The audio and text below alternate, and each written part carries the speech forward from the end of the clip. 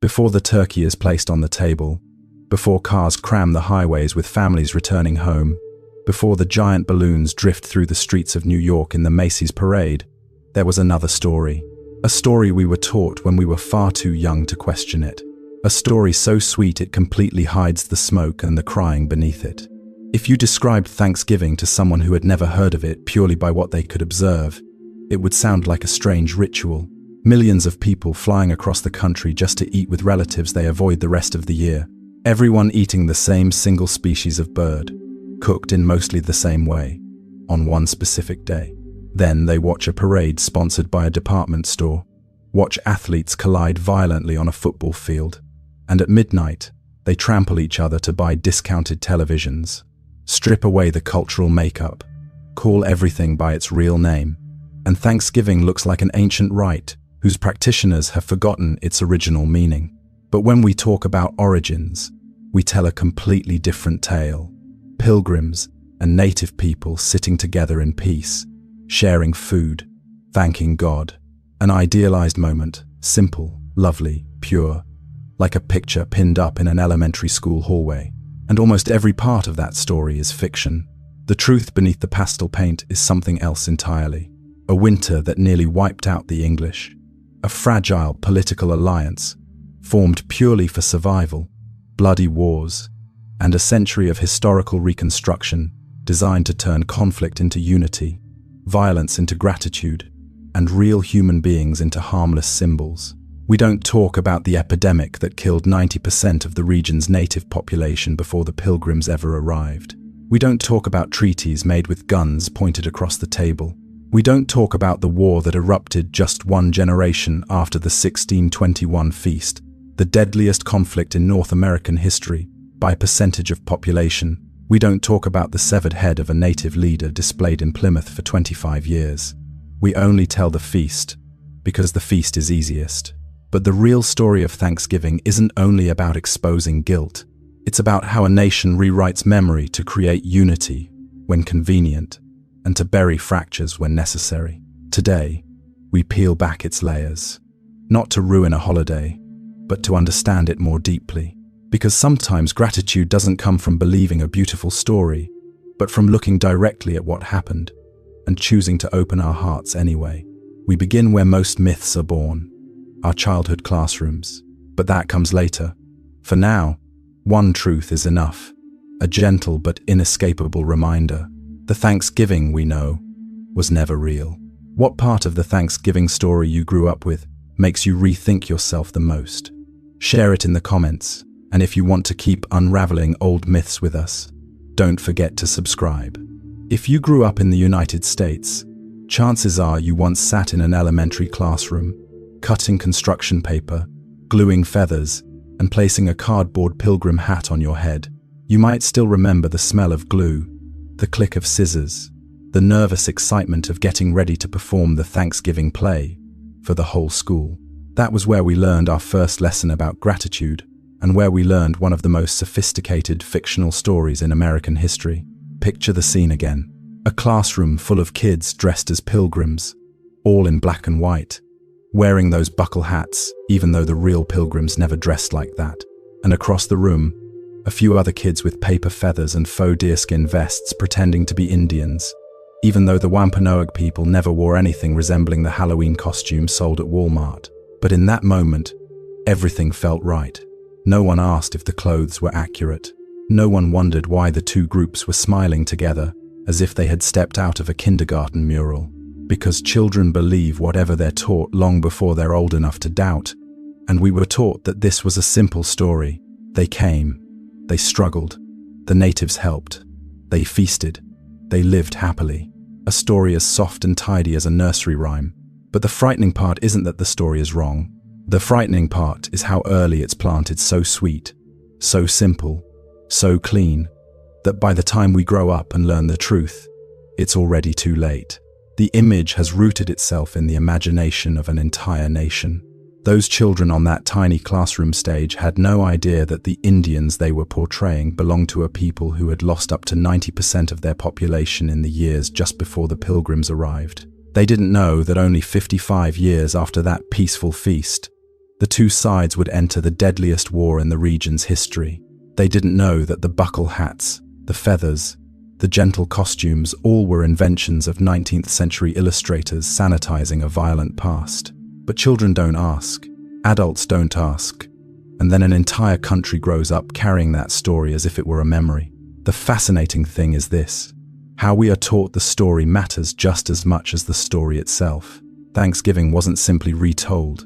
It was staged, simplified, sanded down until every sharp edge was gone, transformed into a version children could reenact in 10 minutes, and adults could believe for generations. That's why we begin in the classroom, the place where myths aren't just told, but handed directly to children, like a neatly wrapped gift.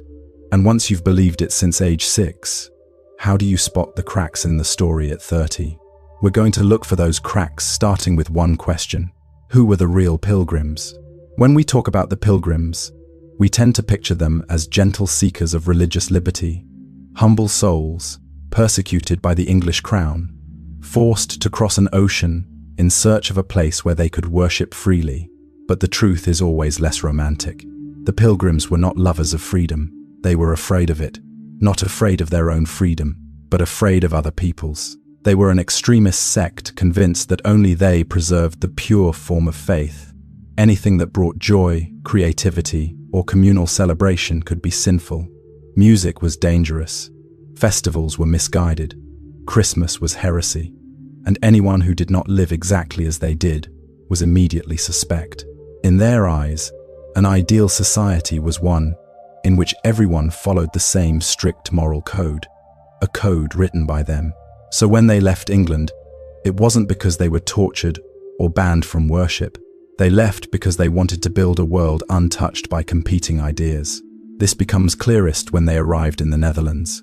Early 17th century Holland was one of the most free societies on earth. Multi-religious, multicultural, bright, bustling, and remarkably open. Protestants, Catholics, Jews, countless sects and denominations all were allowed to live and worship publicly. No one was hunted. No one was forced to convert. And the Pilgrims hated it. Not because they were treated poorly, but because that freedom was changing their children. A Pilgrim boy learned Dutch faster than English. A Pilgrim girl wanted to join street festivals. A Pilgrim teenager began blending in with local friends and questioning the taboos at home. To the Pilgrims, this wasn't integration. It was decline. It was the loss of the purity they were desperate to preserve. They believed that if they did nothing, the next generation would fall away. So they decided to leave the Netherlands. Not because they were persecuted, but because Holland was too free, too open, too dangerous. Not in a violent sense, but in a cultural one. Freedom encourages questions, and questions threaten rigid doctrine. The uncomfortable truth is this: the Pilgrims were not seeking freedom, they were seeking control. They wanted a place with no theatre, no festivals, no competing religions, no children going astray, simply because they befriended people from other backgrounds. And where could they find such a place? A land far beyond Europe, a place where they could write the laws, rule themselves, and preserve their purity.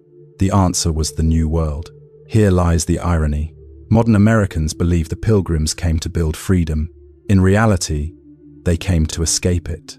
That is the first piece of the puzzle, the reason their encounter with native peoples was doomed to fracture. One worldview believed society thrived through diversity. The other believed diversity was the trap that led to decay. And the day the Mayflower left harbor was the day these two worlds began their collision course. In the next chapter, we board that ship to see what truly unfolded between the so-called holy Pilgrims and the ordinary people dragged into a journey that was never theirs. On September 6th, 1620, the Mayflower left the port of Plymouth.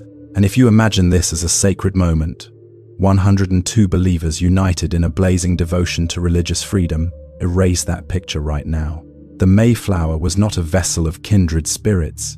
It was a cramped boarding house, stuffed with strangers forced into a one-way voyage. Only about 40 people on board were actual pilgrims, the self-declared saints, the separatist sect that fled England and the Netherlands because society was, In their eyes, too free. The other 62 passengers were strangers, laborers, farmers, the poor, debtors, job seekers, orphans, sent abroad, and a few who came against their will. The two groups did not share beliefs. They did not share goals. They did not share a reason for leaving home. They shared only one thing: no choice but to endure the dark, suffocating hull of that ship together. The Mayflower was not a passenger vessel. It was a cargo ship. No cabins, no beds, no bathrooms. Adults, children, families, single men, all slept, ate, vomited, prayed, despaired, and tried to stay alive in a space so low they had to walk bent at the waist.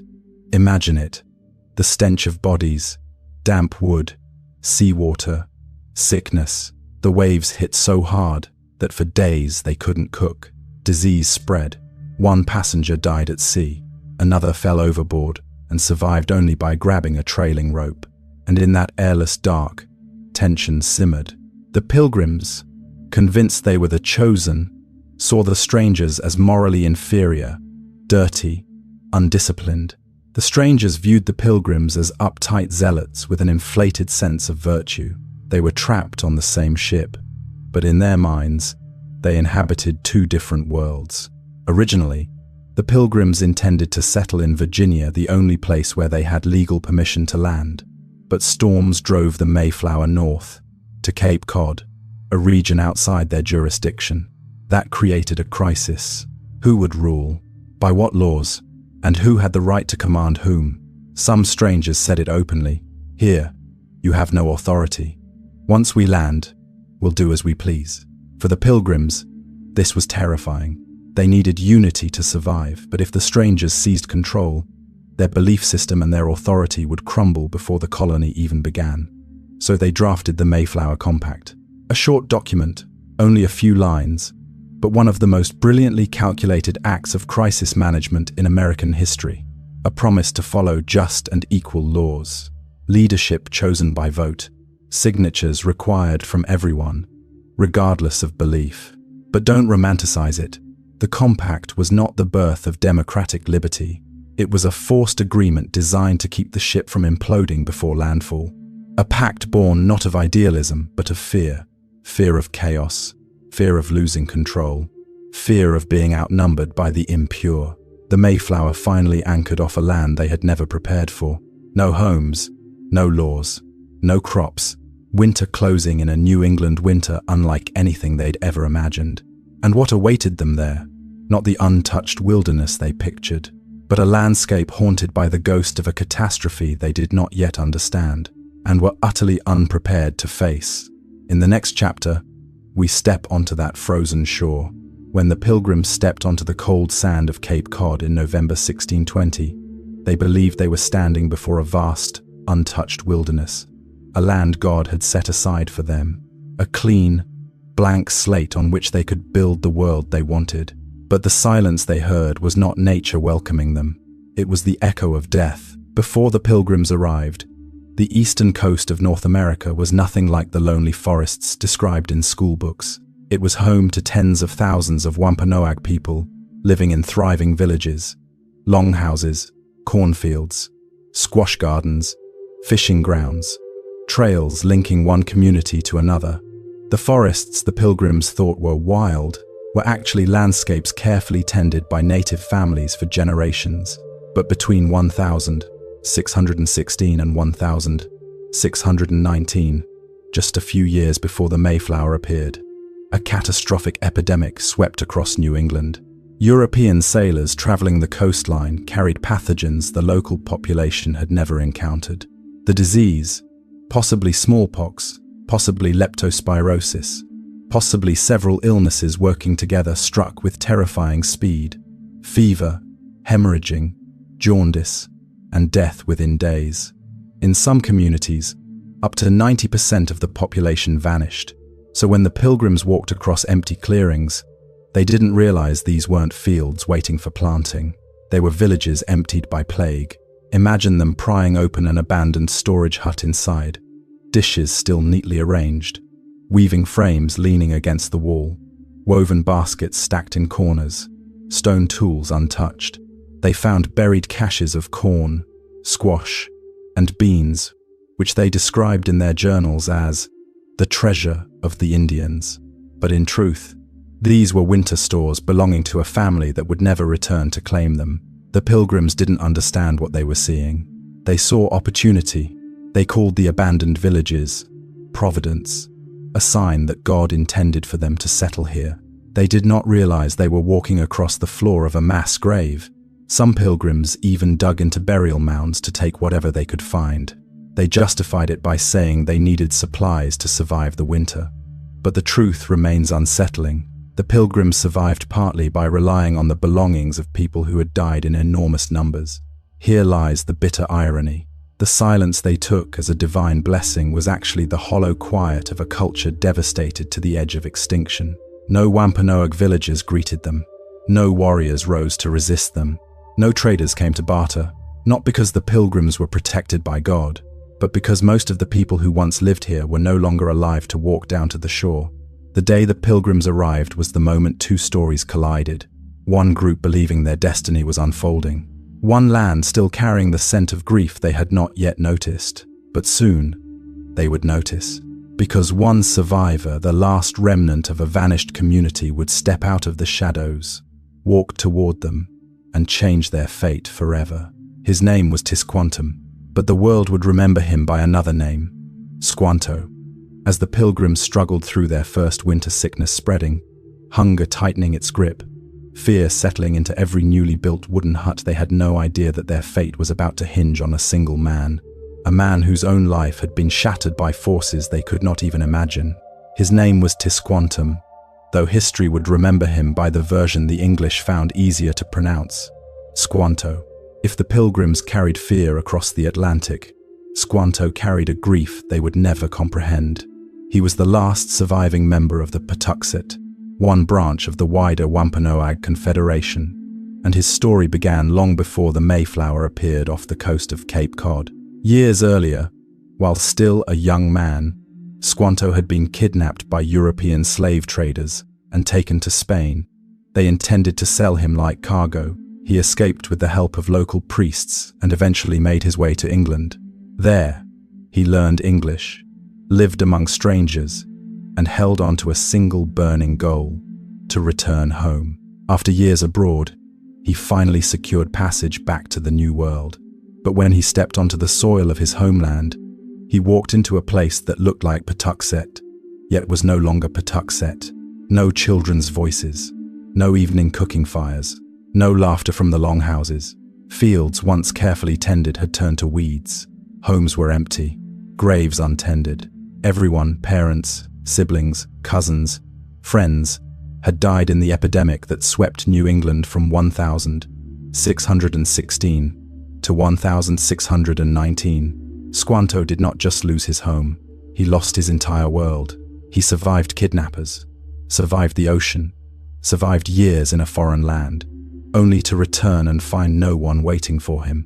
So when the Pilgrims arrived, weak, starving, terrified, what did he see? Enemies? Or people just as lost as he was? We cannot know his private thoughts. He left no diary, but his story lets us imagine. Perhaps he saw in them a final chance at something resembling a community, even if it was nothing like the one he had dreamed of reclaiming. What we do know is this: he saved them. He taught them to grow corn, a crop Europeans had never learned to cultivate properly. He showed them the Patuxet method: plant corn with beans and squash, bury a small fish with the seed, let the corn rise tall, the beans climb, and the squash protect the soil. He led them to the rivers, taught them to fish, showed them where to gather clams, eels, and shellfish, taught them which plants healed and which poisoned, and most crucially, he became the interpreter, the only person able to stand between the Pilgrims and Massasoit, the Wampanoag Sachem, forging the fragile alliance that kept peace for decades. Without Squanto, the Pilgrims would not have survived their second winter. Without Squanto, they could not have navigated Wampanoag customs, laws, or territory. Without Squanto, the treaty never would have been signed. Without Squanto, the 1,000, 621 harvest feast simply would not have happened.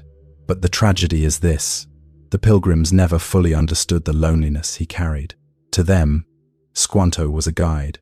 To him, they were the last breathing voices in a world that had swallowed everything he once knew.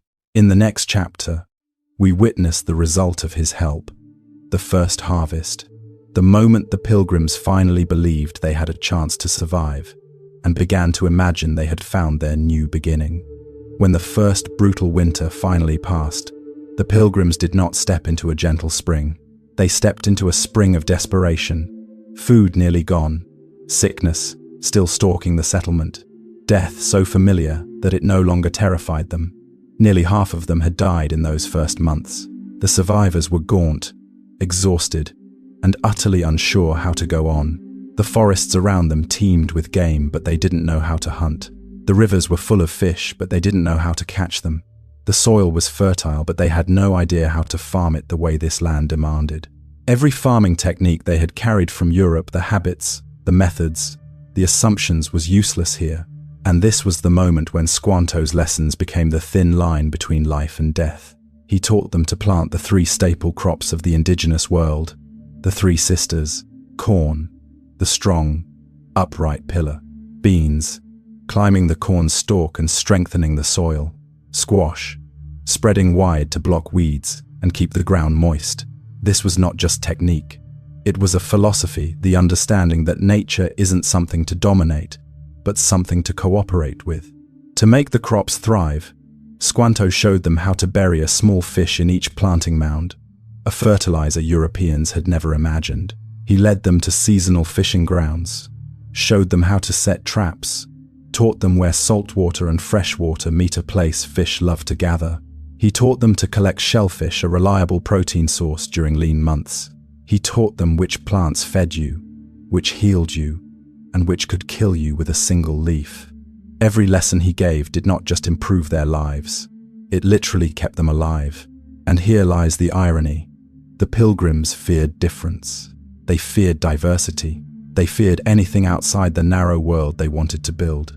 Yet it was precisely the knowledge they feared: indigenous knowledge, indigenous methods, indigenous wisdom, that kept them alive. Without native expertise, they would have died.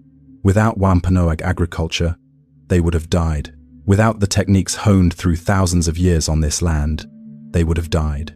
Even their chance to live long enough to claim this place as their promised land came from the very people they would later view with suspicion and eventually confront.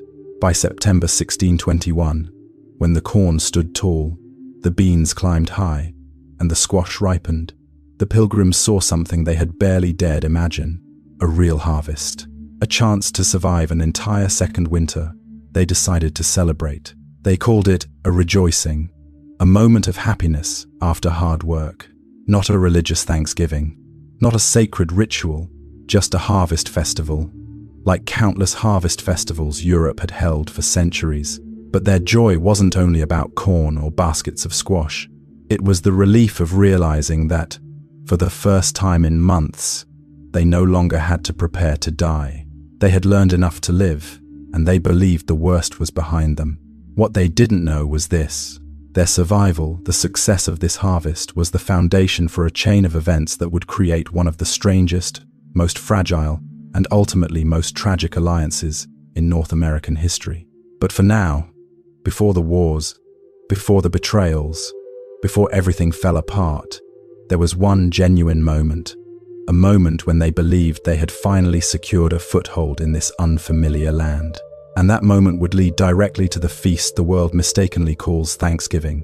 In late September or early October of 1621, not late November, as we imagine today, the Pilgrims held a small celebration for something they had never dared hope for: their first successful harvest, enough food to survive. There were no solemn religious rituals, no minister delivering a sermon, no special prayers. In their tradition, a day of Thanksgiving was a somber occasion, defined by fasting and prayer. But what happened in 1621 was the exact opposite. It was a harvest celebration, a day of joy, a real festival. Governor William Bradford sent 4 men to hunt fowl for the feast. We don't know exactly what they brought back, but it was most likely ducks, geese, or partridges, all far easier to catch than wild turkey. Turkey may have been present, but no one wrote it down. And one thing is absolutely certain: this was not a modern American turkey and stuffing dinner. As the Pilgrims prepared, gunfire was heard coming from their settlement. The Wampanoag, about 90 men, believed the Pilgrims might be preparing for conflict. Massasoit, their sachem, gathered his warriors and went to investigate. No one knows exactly what transpired in that first tense encounter. There is no record of their expressions or their conversation. We only know this: the Wampanoag did not come because they were invited. They came because they heard gunfire. But instead of violence, the two groups turned the moment into a 3-day shared feast. The Wampanoag contributed 5 deer, the primary meat of the gathering. They also brought food from the forests and the sea, traditional dishes born of generations of indigenous knowledge the Pilgrims had never encountered. Many historians now believe the majority of the food at this feast came from the Wampanoag, not the Pilgrims. For 3 days, these two groups different in nearly every imaginable way: language, culture, religion, purpose, ate together, talked, and even watched displays of shooting and military skill. But the most important question is, what did this feast mean to them? For the Pilgrims, it was simply a harvest celebration, like the many autumn festivals back in Europe. A chance to breathe, to rejoice, to believe the next winter might not kill half their community. For the Wampanoag, it was diplomacy, a gesture of peace, a reinforcement of an alliance with a weak settlement that nevertheless possessed powerful guns. Neither side believed they were creating a tradition that would last centuries. No one thought this was the first Thanksgiving. No one wrote in their journals that they had participated in a national holiday. It was simply a brief calm before the storm, because just 1 generation later, the descendants of those who shared that table would enter the most catastrophic war in New England's history. A war of shattered trust, collapsed alliances, and bloodshed far beyond tears. But in 1621, no one could see that future. For 3 days, all they knew was that they were alive. And sometimes, survival alone is reason enough to celebrate. In the next chapter, we see what followed as two worlds that tried to coexist slowly discovered that their fragile peace was far more fragile than they ever imagined. During the 3 days of the 1621 Harvest Festival, everything seemed peaceful. The Pilgrims ate their fill for the first time in months. The Wampanoag and the Pilgrims laughed, hunted, watched each other's displays. If you freeze time at that moment, you might believe this was the beginning of a long, respectful partnership. But history is not shaped by beautiful moments. It is shaped by needs, fears, and power. And between these two groups, power was never truly balanced. The Pilgrims needed the Wampanoag from the very first day, not for friendship, but for survival. They needed food, knowledge, alliance, and, above all, peace, so they could build their fragile community. To them, the Wampanoag were partners, but also a protective buffer. The Wampanoag needed the Pilgrims in a very different way.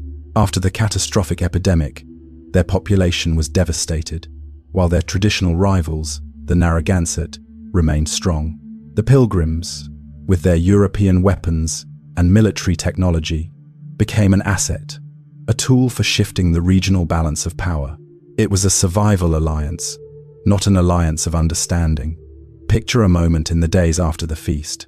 Massasoit, the Wampanoag sachem, stands outside a newly built pilgrim house, watching the English chop trees, clear land, saw lumber. He doesn't know their language. They don't know his. Both sides are guessing what the other is thinking. The Pilgrims look at Massasoit and think, they are strong, but they need us. The Wampanoag look at the Pilgrims and think, they are weak, but they have guns. One side hopes to survive. The other hopes to hold on to their land. This was not friendship. It was a contract nobody signed, but everyone understood. Even during the peaceful feast, there were unmistakable signs of fragility. The Wampanoag vastly outnumbered them. 90 Wampanoag, around 50 Pilgrims. Both sides staged displays of shooting and weaponry, not for fun, but to signal strength. The Pilgrims began expanding their settlement, cutting trees, claiming land that belonged to villages emptied by disease, not land that was empty. The Wampanoag watched but did not intervene, because at that moment, they needed the Pilgrims more than they feared their growth. Like all alliances built on fear, it held only as long as both sides benefited. But history moves, and it moves unevenly. All it would take was more Pilgrims surviving, more ships arriving, more English families planting crops and building homes. The scale would tilt, and Massasoit knew it. He chose peace because peace, for now, was better than war. But he also understood that peace could last only as long as the English remained few and vulnerable. The Pilgrims, meanwhile, believed something very different. To them, their survival and the fact that the Wampanoag hadn't attacked wasn't a geopolitical calculation. It was divine proof, a sign that God was opening the way for them. Their safe landing, their harvest, the absence of conflict, they viewed all of it as a biblical blessing, evidence that this land was meant to be theirs. No one said it aloud at the 1,621 feast, but everyone felt it in the quiet. They needed each other, but they were not equals. And as history shows again and again, unequal alliances don't end with a peaceful parting. They end with collision. In the next chapter, we'll see what happens when the Pilgrims survive their second winter, when ship after ship brings more English settlers, and when this small corner of New England begins to feel far too small for two worlds to coexist. After the 1621 feast, peace remained, but it was as thin and fragile as late winter ice. The Pilgrims survived their second winter, then their third. Each year, they learned more, built more, claimed more, and grew more confident that they could endure on this land. But the most dramatic change wasn't in their wooden houses or newly plowed fields. It was in the ships. Ship after ship, group after group, began arriving in New England, not only at Plymouth, but at Massachusetts Bay, Salem, and nearby settlements. The newcomers weren't trembling survivors like the original Pilgrims. They came to build lives, bringing families, possessions, ambitions, and the firm belief that this land had been prepared for them. Meanwhile, the native population could not grow. They couldn't recover. They had just endured an epidemic that wiped out most of their young people, their workers, their warriors. And so, in just 40 years, a blink in the timeline of history, the balance of power reversed completely. In 1620, when the Mayflower arrived, the English numbered around 100 people. By 1660, New England held roughly 33,000 English colonists.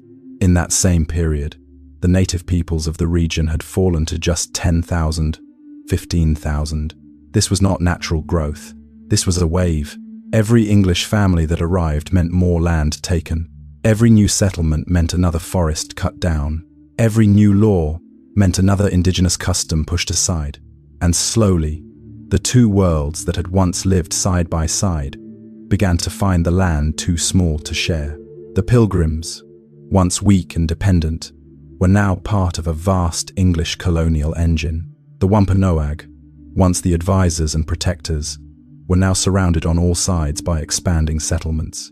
Massasoit, the leader who had kept peace alive for nearly 40 years, saw all of this. He watched English homesteads sprout along the coast like mushrooms after rain. He watched ancient footpaths turn into wagon roads. He watched Wampanoag children grow up alongside strangers, speaking a foreign tongue. Yet he chose peace.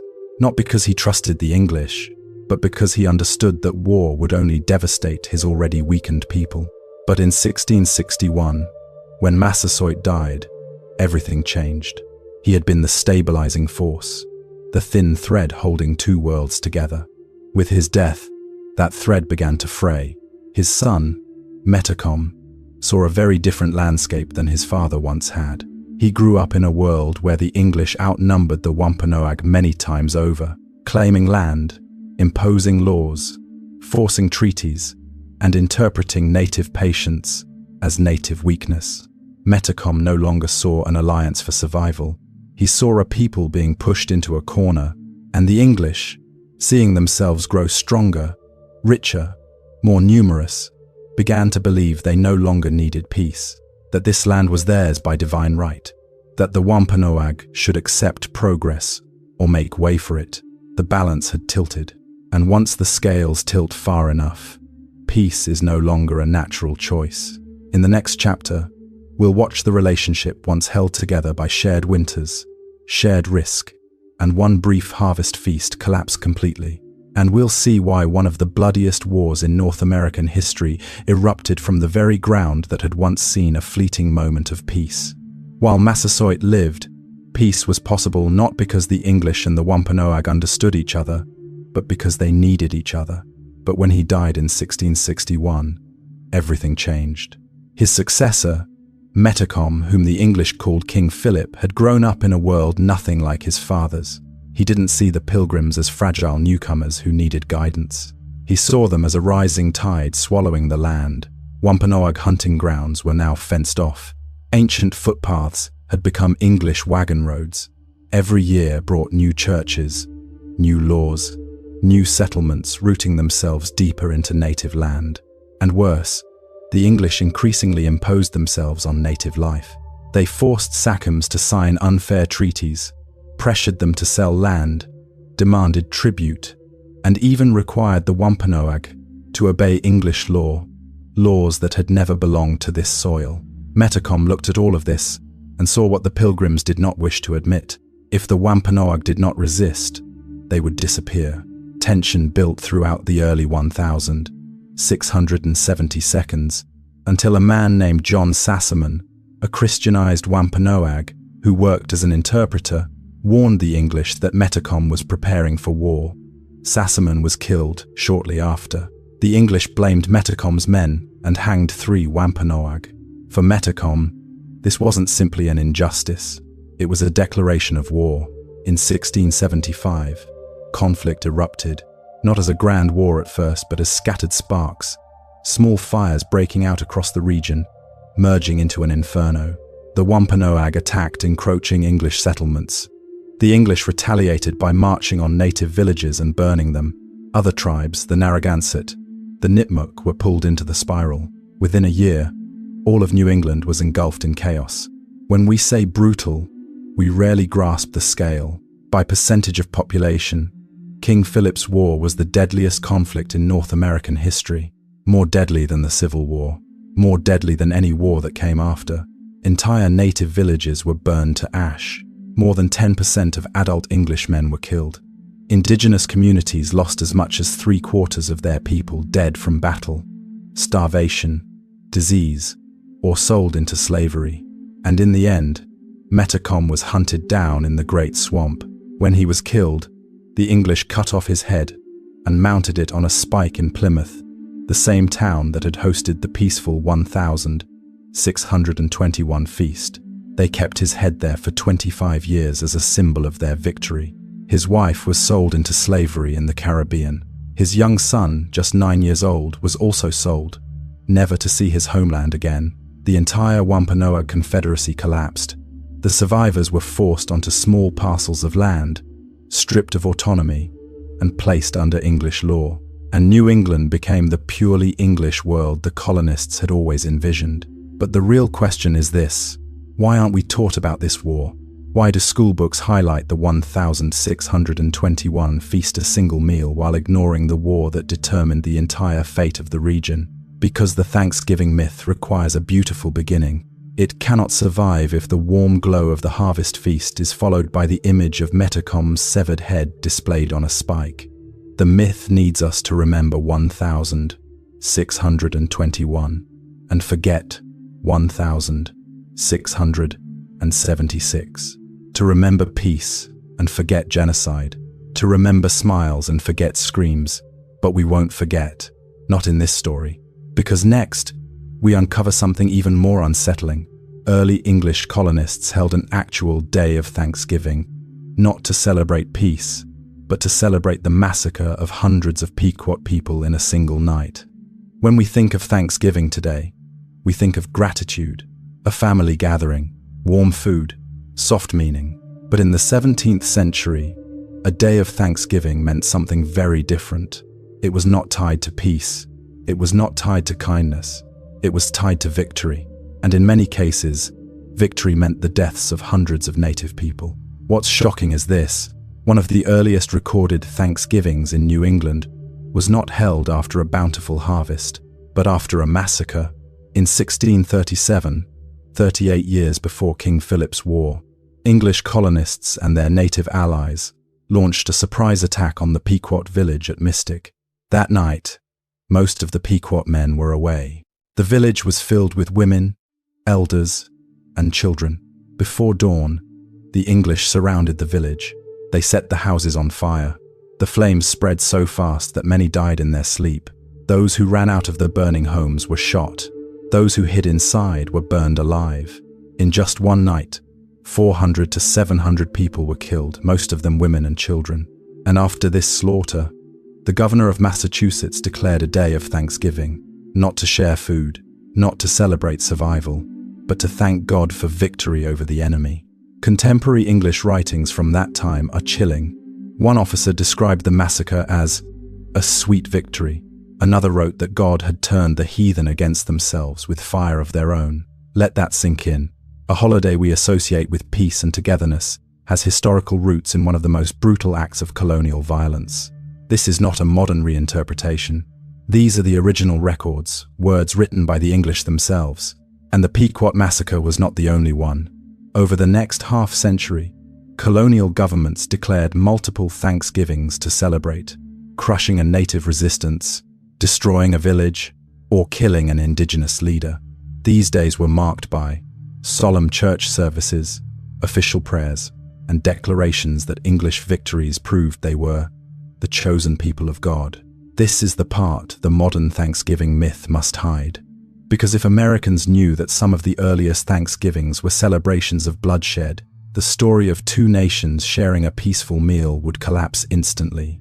This is also why almost all of the real history is left out of school lessons. No one wants to tell children that before turkey dinners entire villages were burned. No one wants to turn a family holiday into a lesson on colonial violence. No one wants to face the truth that early thankfulness was spoken over the screams of the dying. But to understand what Thanksgiving truly is, and why it became something entirely different, we must look directly at this truth.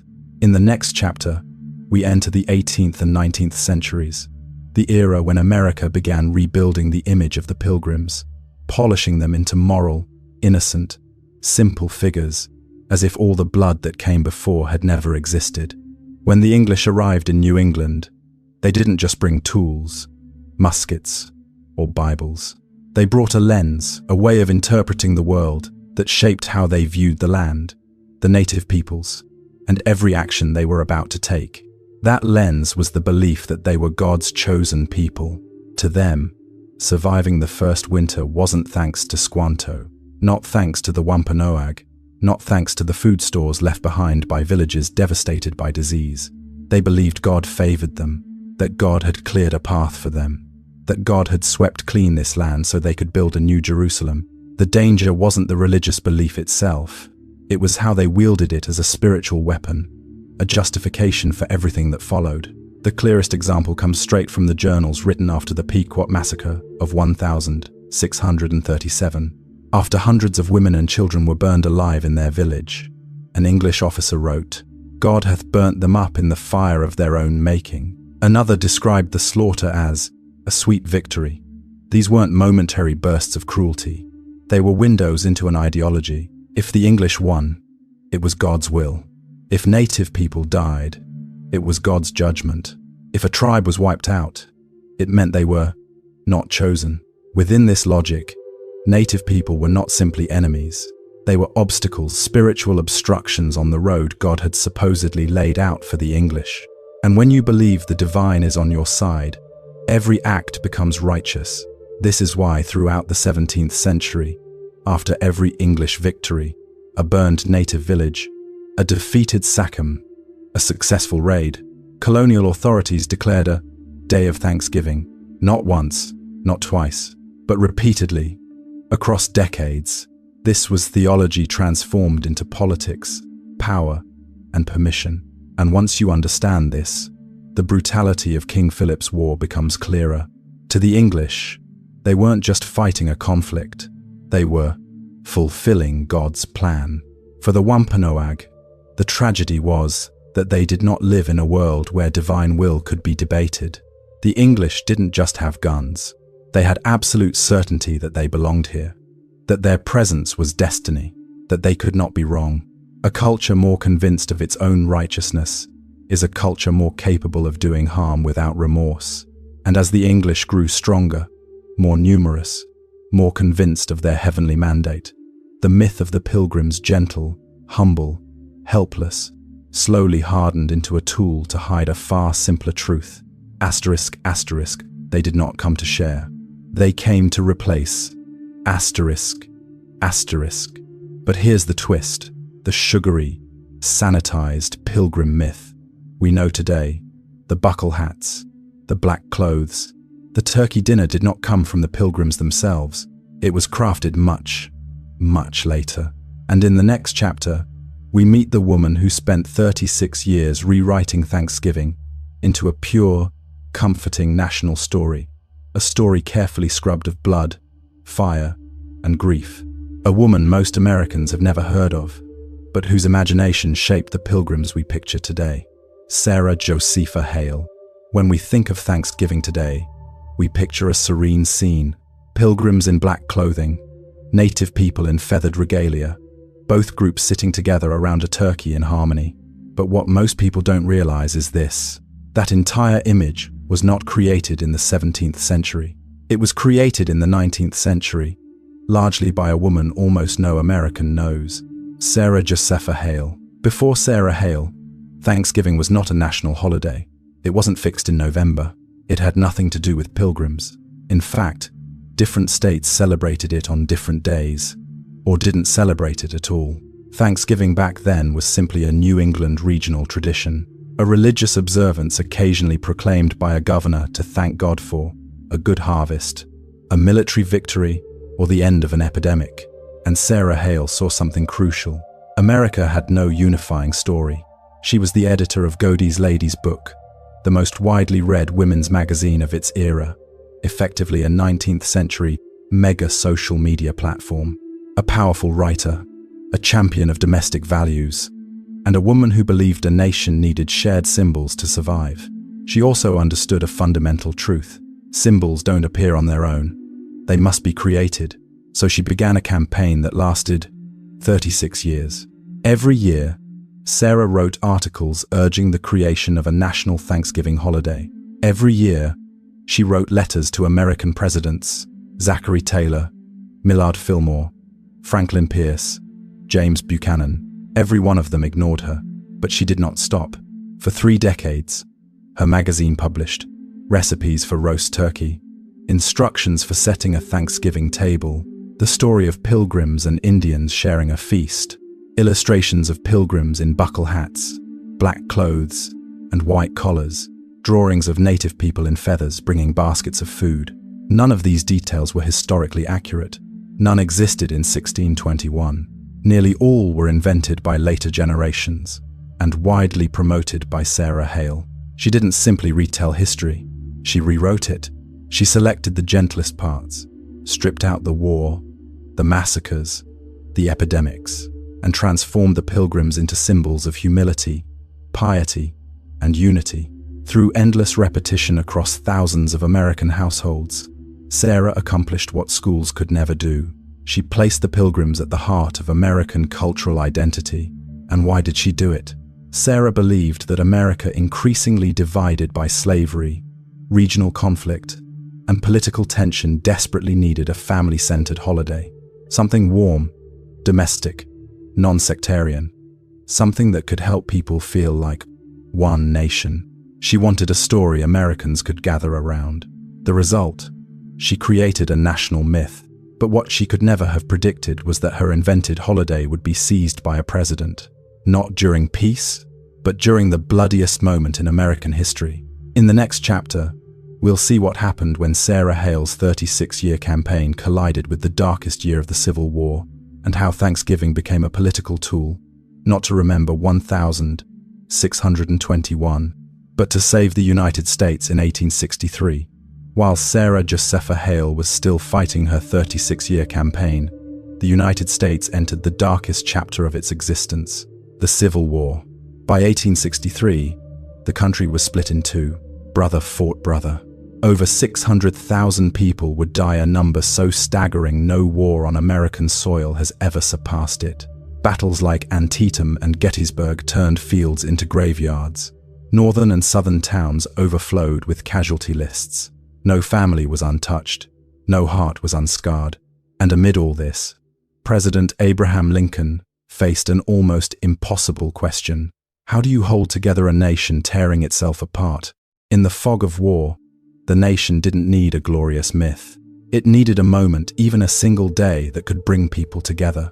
So when Sarah Hale's fourth letter reached the White House, Lincoln seized the idea immediately. Not because he believed in Pilgrims, not because he cared about the events of 1621, but because he needed a symbol warm enough, domestic enough, and harmless enough for both North and South to accept. On the 3rd of October, 1863, Lincoln issued the proclamation, "I do therefore invite my fellow citizens to set apart and observe the last Thursday of November as a day of Thanksgiving." This was the first time Thanksgiving became a fixed national holiday. No mention of Pilgrims, no Wampanoag, no 1621, no harvest celebration, just a plea for unity, hope, and a moment for families on both sides of the war to pause and remember the blessings that remain. The Thanksgiving we know today was not born from a peaceful feast. It was born from a nation shattered by war. It was a political act, an improvised healing tool meant to convince Americans their country could still be stitched back together. That same year, Lincoln delivered the Gettysburg Address, beginning 77 years ago. While the country mourned the Declaration of Independence, Lincoln quietly used Thanksgiving as another kind of national glue, a way to gather broken families around tables instead of battlefields. And the result? Strangely enough, it worked. In the final months of 1863, even as cannons thundered, families across America sat down together for the first time because their president asked them to. They ate, prayed, wept, wrote letters to soldiers still at war, and slowly, Thanksgiving spread beyond New England, becoming a nationwide habit, not because of Pilgrims, not because it was an ancient tradition, but because, in a moment of despair, a day to pause and remember, life became something the nation desperately needed.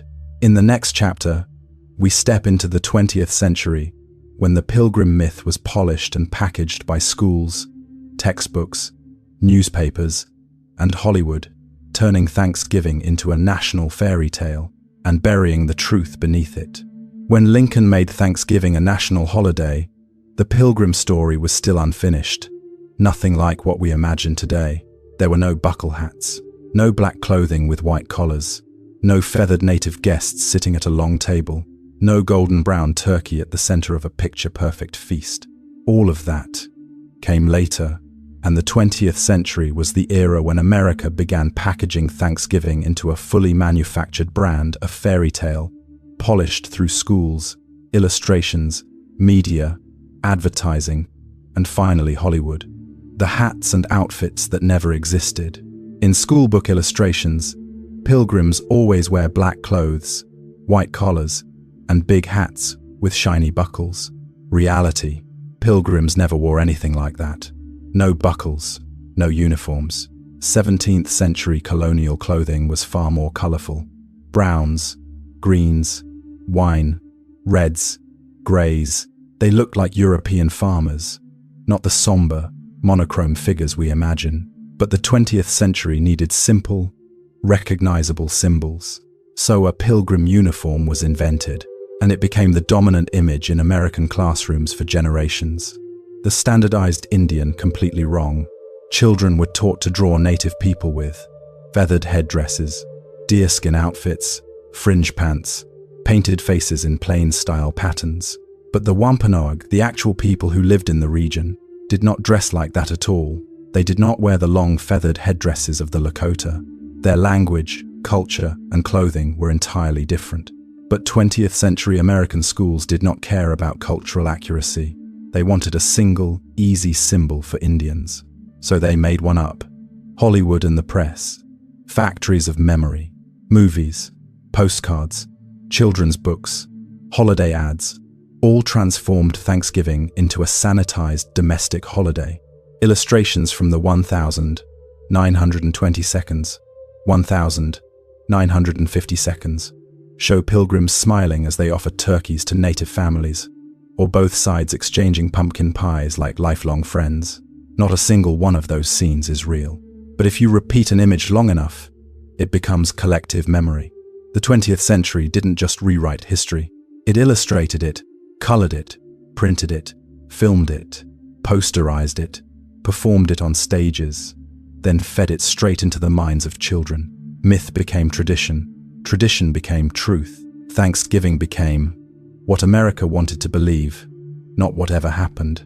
After 2 world wars, the Great Depression, and seismic social upheaval, Americans longed for comfort, a story of harmony, gratitude, and shared beginnings. Thanksgiving fit perfectly. Only one problem. The real story was too complicated, too violent, too painful. So the 20th century did what every society does when trying to bury its own brutality. It built a new story, a sweeter story, a gentler story, a child-friendly story, a story people could share without guilt. And thus the modern Thanksgiving narrative was standardized. Kind pilgrims, friendly natives, a turkey dinner, a moment of harmony that never actually existed, a collective dream created to cover a collective memory of blood. But one major part of the myth still needs to be explored, the part still sitting at the center of every Thanksgiving table. The turkey. Why did this bird become the heart of the holiday? Why did it become an unquestioned symbol? In the next chapter, we'll uncover how a Native American bird became the centerpiece of a national holiday, not through history, but through marketing, convenience, and the cultural invention of the 19th and 20th centuries. Today, it's almost impossible to imagine a Thanksgiving table without a turkey at its center. The great golden bird sits there like a ritual object, the heart of the holiday. Without it, many people feel Thanksgiving itself is missing. But here's a simple truth the modern myth tries to hide. There is no solid evidence they ate turkey at the 1,621 feast. The only first-hand account from Edward Winslow merely says they had fowl, meaning wild birds. No species mentioned, no turkey confirmed. In reality, ducks, geese, waterfowl were far easier to hunt in New England at that time, and the main meat of the feast came from the 5 deer brought by the Wampanoag, not from turkeys. So the real question is, how did turkey become the heart of Thanksgiving? Reason 1, practicality. One big bird feeds a big family. By the 19th century, Thanksgiving had spread through New England. Large families needed food that could feed everyone at once. A turkey big, plentiful, and relatively easy to raise was perfect. One bird could feed the whole family. Unlike chickens, unlike ducks, unlike geese, turkey was simply practical. But practicality alone doesn't create a symbol. Symbols need stories. Reason 2, purely American. A native bird. The turkey is native to North America, not Europe. Not Asia, not anywhere else. In the 19th century, as the United States searched for distinct cultural icons to separate itself from Europe, the turkey was an easy choice. Benjamin Franklin even wrote a famous letter saying he preferred the turkey as the national symbol because it was a more respectable bird than the eagle. That remark spread like folklore, reinforcing the turkey's patriotic status. Reason 3. Cultural promotion, cookbooks and magazines. This is where the turkey took center stage. 19th century magazines, especially Sarah Josepha Hale's Godey's Lady's Book, published endless content about how to stuff a turkey, how to roast a turkey, how to decorate a table with a turkey in the center. Why turkey was the traditional dish of our ancestors. These recipes and essays repeated endlessly, year after year, issue after issue. And something happened. People began believing turkey had always been the tradition. even though it was the articles themselves that created the tradition. Reason 4. 20th century visual culture. By the 1920 seconds, 1950 seconds, textbooks, illustrations, holiday posters, and Hollywood films all depicted pilgrims eating turkey. Children saw the image at school. Adults saw it on postcards, in newspapers, in butterball ads. The repetition was so powerful that turkey stopped being just a food. It became a collective memory. And so, turkey became king of the table, not because it appeared at the 1621 feast, not because of religious meaning, not because of ancient tradition, but because it was practical, inexpensive, native, and relentlessly marketed for 150 years. Thanksgiving needed a symbol. Turkey was the perfect one. But there's a cost to turning a single animal into the centerpiece of a national ritual, a cost most people prefer not to think about. Because today, every Thanksgiving sees 46 million turkeys killed in just 1 week. And that leads us to the next chapter, where turkey stops being a nostalgic image and becomes evidence of a deeper truth. Modern rituals are often built on things we try not to look at directly. If the 19th century turned the turkey into a Thanksgiving symbol, the 20th century turned it into a mass-produced commodity, a creature bred not to live, but to be eaten. And here's the part almost nobody wants to think about, as they look at the golden brown bird on their table. Every Thanksgiving season, Americans kill roughly 46 million turkeys. In just 1 week, you won't see that number on holiday postcards. You won't see it in pilgrim illustrations. You won't see it in Hollywood films, but it happens year after year. Today's turkey is no longer a turkey of nature. Wild turkeys are quick, clever, and honestly beautiful birds. They can run 25 miles per hour, roost in trees, and live in complex social flocks. But the turkeys in today's food industry are nothing like that. They've been bred for decades to grow huge breasts, because Americans prefer white meat. The result? Many can barely walk under their own weight. They cannot fly. They cannot run. And most disturbingly, they cannot reproduce naturally. Almost every commercial turkey in the U.S. is created through artificial insemination, because their bodies have been engineered to the point that mating is physically impossible. These are no longer animals in the old sense. They are products of a supply chain, a life that barely exists, designed from start to finish. A wild turkey can live 3 to 5 years. A factory-farmed turkey lives 14 to 18 weeks. They are raised in massive barns so crowded many cannot fully stretch their wings. No sunlight, no fresh air, no natural environment. Their beaks are often trimmed to prevent stress-induced pecking. They suffer joint pain, respiratory illness, and ammonia burns from their own waste. And when they reach market weight, they are loaded for slaughter.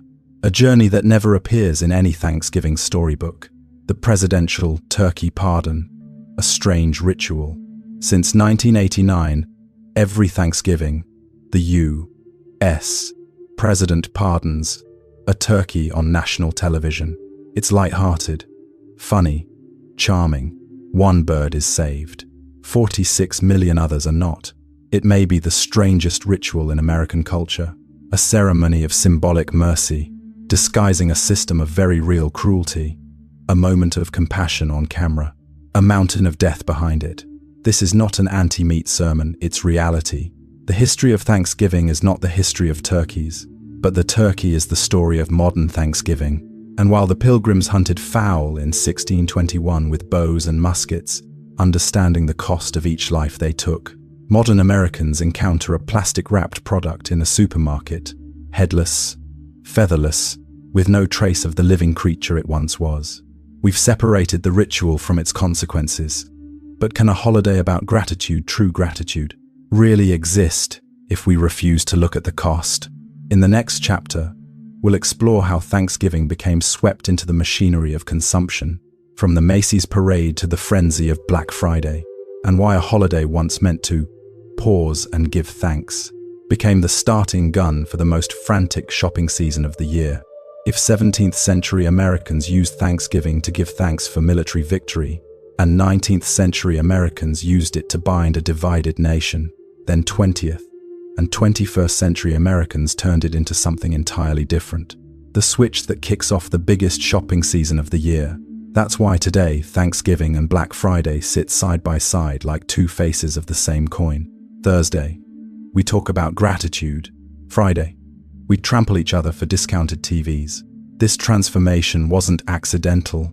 It was crafted bit by advertising, media, and brilliantly engineered commercial strategy. The Macy's Parade, a 3-hour advertisement, disguised as tradition. In 1924, Macy's held its first parade. Its name was not the Thanksgiving Day Parade. It was the Macy's Christmas Parade. Its purpose was simple: draw crowds into the store, launch the holiday shopping season, turn a holiday into a commercial spectacle. The giant balloons, dancers, marching bands, and grand finale with Santa Claus all delivered one unmistakable message: Thanksgiving is over. The shopping season begins. Millions watch it every year. Many families treat it as a warm tradition, without realizing they are watching a 3-hour advertisement wrapped in pageantry. A heartwarming tradition? Sure, but also one of the most successful marketing operations in American history. Thanksgiving, a family holiday, but not a holiday for everyone. When stores began opening on Thanksgiving night, Americans didn't just split their family dinners to chase sales. They forced millions of retail workers to leave their tables, put on uniforms, and go to work. A holiday about gratitude became a mandatory shift for the working class. Meanwhile, crowds lined up outside, counting the minutes until they could buy more. A painful contradiction. A day for giving thanks turned into a day for consuming. A day for gathering turned into a day for waiting. Black Friday. When consumption overwhelms reason. Black Friday isn't named for the crowds or the chaos. It's named because retailers finally go into the black, turning the biggest profit of the year. But what marks success for stores often becomes disaster for shoppers. In some years, people have been trampled to death when doors opened. Fistfights broke out over toys. Shoppers were shot in parking lots over doorbuster items. In 2008, a Walmart worker on Long Island was crushed to death by crowds when the doors opened at 5 a.m. People did not stop. The crowd surged in like a wave. It was the rawest moment of Black Friday, when humans became part of a consuming storm without emotion or reason. Two adjacent days, two opposing natures.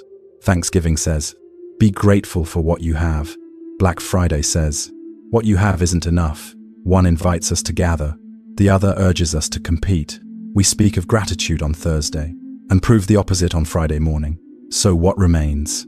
Even amid this storm of consumerism, Thanksgiving still holds something genuinely beautiful. Families who finally see each other after months apart. Meals cooked with real intention, quiet, honest moments that feel like the world slowing down. And because those moments exist, we must also ask, what exactly are we giving thanks for? And what is the cost of the holiday we've built? In the next final chapter, we'll step past the myths, past the illustrations and cultural packaging, and look at what's left when all the layers are stripped away. What does Thanksgiving truly mean once we dare to face the history behind it? After we've walked through the winding path of myth, war, politics, religion, consumerism, and collective memory, we end up right back where we started, at a table like the one the Pilgrims sat around, a table like the one you sit around every year, a table filled with food, laughter, and sometimes silence. But if you look closely, that table holds more than dishes. It holds history. The empty chair beside you might represent someone you've lost, but it can also represent those who were never given a seat, those who burned in Mystic, the Wampanoag who helped the Pilgrims survive and were later pushed off their land, the Pequot whose deaths were declared victory and turned into a holiday. Thanksgiving isn't wrong for asking us to be grateful, but it becomes more complete when we understand that gratitude is not the same as forgetting. You might ask, should Thanksgiving be abandoned? No. It's a holiday many people truly love, a day that brings families together in a world that is busy and fractured. But Thanksgiving becomes its most honest, most beautiful version when we see it with grown eyes. Not the paper hat eyes of a child in an elementary school play. And if the story of pilgrims and natives dining together isn't true, then what remains? What remains is what we choose to make this day mean. We can be grateful that we're still here. We can be grateful for the people who have built goodness into our lives. We can be grateful for the hard lessons history forces on us. We can be grateful for the indigenous peoples who cared for this land for thousands of years before it had English names. We can be grateful by remembering instead of erasing. Thanksgiving doesn't have to be a pretty myth to survive. It just has to be honest. And honesty means understanding that what we were taught isn't always the truth. Understanding that stories are sometimes crafted to hide pain. Understanding that freedom wasn't something the Pilgrims brought. It was something native peoples once had and then lost. Understanding that gratitude is not a meal. It's a decision to see the world with open eyes. So picture the table in front of you again. Amid the laughter, let there be one moment of stillness, to honor those who are gone, to acknowledge truth instead of myth, to give thanks with memory, not just habit. Then eat, laugh, hold the people you love, and in that moment when you practice gratitude fully, without flinching and without sugarcoating, Thanksgiving finally becomes the holiday it always had the potential to be. A day to remember that history doesn't force us to take sides, but it does force us to choose, to look or not to look. And when we choose to look, we unlock something neither the Pilgrims, nor Sarah Hale, nor Lincoln, nor Macy's parade could ever shape for us. The true meaning of gratitude defined by us alone.